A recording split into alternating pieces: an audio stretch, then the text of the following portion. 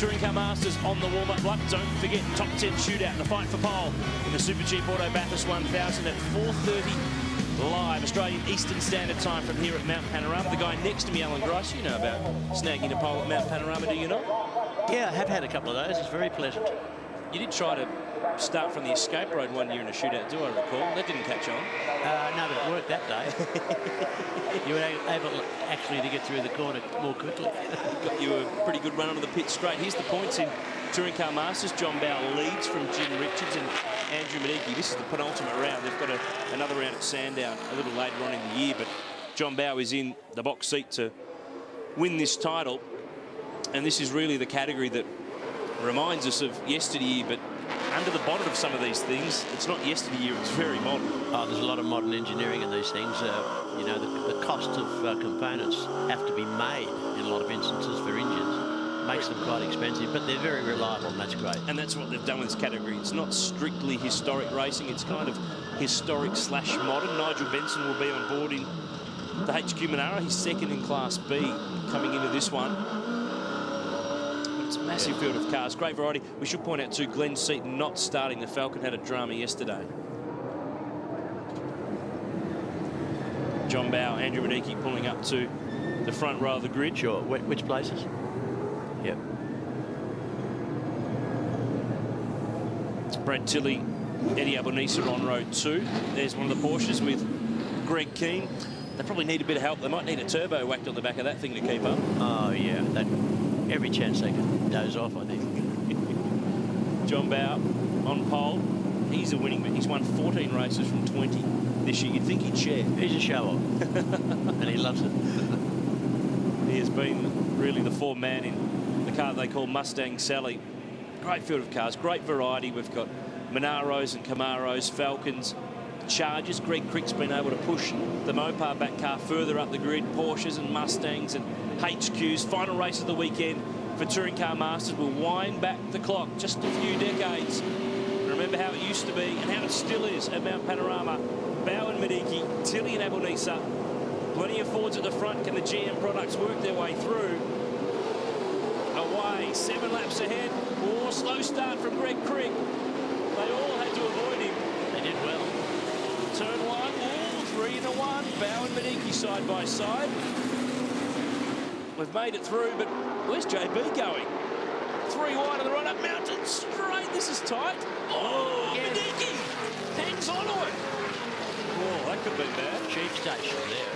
Very much for sheep station. Whole countries were on the line then, but somehow they got away with it. Eddie Albanese, who won race 2 of the weekend. Look at the background, though.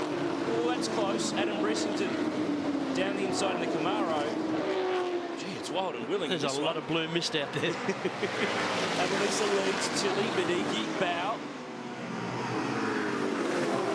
Then Bressington, Keith Kasuki. There's Jimmy Richards in that AMC Javelin trying to chip his way up through the order. Started from the 10. You can tell it's the last race of the weekend, though, can't you? It certainly is. Across the top. The fans on top of Mount Panorama love to see these cars. Don't they? Rewind the clock, and it was Pete Gagan and Bob Jane and Norm Beachy and Alan Moffat. Yeah, Moffat's there. Look at these guys getting into it. Not tempted to get out there? Well, at the moment, JB's sitting back and wondering what's going on. He's in the middle of a barroom brawl. On board with Greg Crick. He's in the Charger that this car's been developing along nicely, taking it up to the established Falcons and Camaros and Mustangs and the like. Eddie Albanese's car's smoking. It's been doing that all weekend, but it seems to be going okay. Must be all surge, I'd say. That was tight. Brett Youlden almost out the fence. And this long run down Conrod Straight for the first time now. We were talking off air before. What was your first Bathurst 1000 car? A Fiat 124 Sport Coupe. I think it'd be still on the grid right about now in this race. I could run up the hill faster than it. I'll tell you what, Brad Tilley's running faster down the hill because the Green Falcon has gone to the lead. Medicki, Bowe, Adam Bressington, SLR 5000 Toronto there at Tony Edwards. Who was the first guy to race one of them? Yeah, I was. Yeah, you were. That was a couple of years ago. It was actually an SL 5000, yes. Bowie's sitting back there with his mouth open. I don't think he wants to go into the public bar. He's going to have it looking down the inside, but no. But he covers that off in the 95 Camaro, but a touch with the wall. Replay at the start here, and it was all pretty even. Greg Crick was really slowing the Charger, but it was 3 wide into turn 1, and they kept it going up Mountain Straight. Yeah. Brad Tilley's getting away though now. That's got some horsepower. This is a little tight. Oh, this is even tighter. This is going to keep going. Oh, the boys are in play. You love it, don't you? The climb back up the top of the mountain. You've got to come here this weekend and the 50th year celebration. I can't believe how many people are here. In all your years of coming here, have you ever seen a crowd like this? No, and it's Saturday. And it was almost a race crowd yesterday. Yeah, quite phenomenal. Let's have a look. This is the replay. 3 wide up Mountain Straight, bow to the right, Abonisa in the middle, Mediki on the left. Oh, excuse me. That's spicy. Have a look at the bottoming out here on this replay too. The Falcon hardtop was scraping the bitumen on the run up the hill. I'd say Crockett could have taught him to do that from the elbows. Who taught him to drive? Did you go to your driving school many years ago? He went to my driving school, he did, yeah. He learned a lot of good things there. Did he pass? He was yeah, I suppose he passed, yeah. Oh, look out! Oh, At least he gets a tap on the way through. I wouldn't mind betting the Falcon has expired just at the wrong point. Yeah, I think so, yeah. Whoa! He gets cleaned up. It'll be a safety car, I'm sure. Brett Yulden went to make a move on another car, but didn't know he was there and clipped him on the way through on the run to Forest's Elbow. Yellow flags will be on display. He wants to get out of here as soon as he can, but everybody knows that there's a drama. And this is Greg Crick. If he'd had an ejection seat, he would have gone for it. The Chargers stopped as well, so they're dropping like flies on this second lap. Brad Tilley still leads the way. It's got to be a safety car. Although he's got that out of the road.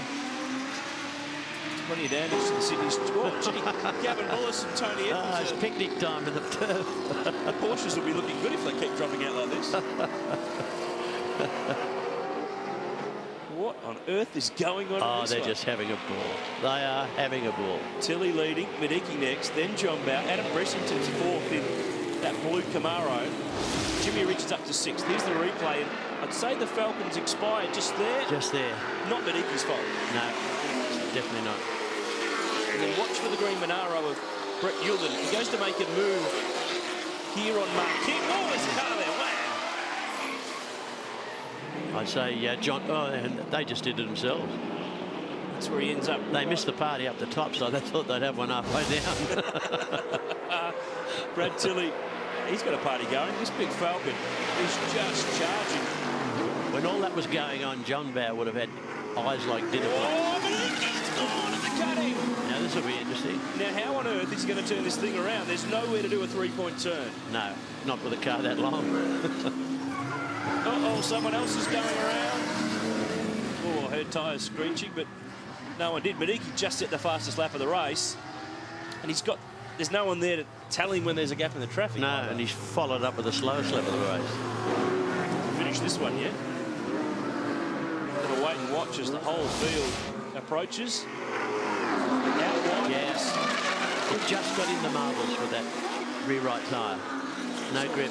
We saw an accident earlier in the Dunlop series where young Aaron Russell ended up in the wall, and Mediki's ended up in the same place. But just stuck. John Bow only needs one more car to expire or spin, and he's hit the lead without passing anyone.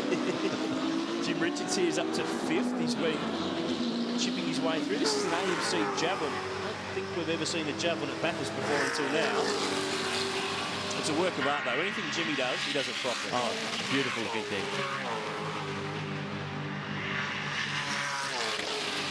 Love hearing these things. They're on the rev limiter at the end of Conrod Straight. Now, this is... Oh, that's Brett Yulden. Next lap around, nearly having another crash. We haven't even gone halfway, you know. This is the best fun I've had all day. Lucky this is not a Bathurst 1000. I was struggling to do Bathurst 100. Look at this. Jimmy's through to what, 4th, I think? Yep, up to 4th, fastest man on the road in the Shannon's javelin.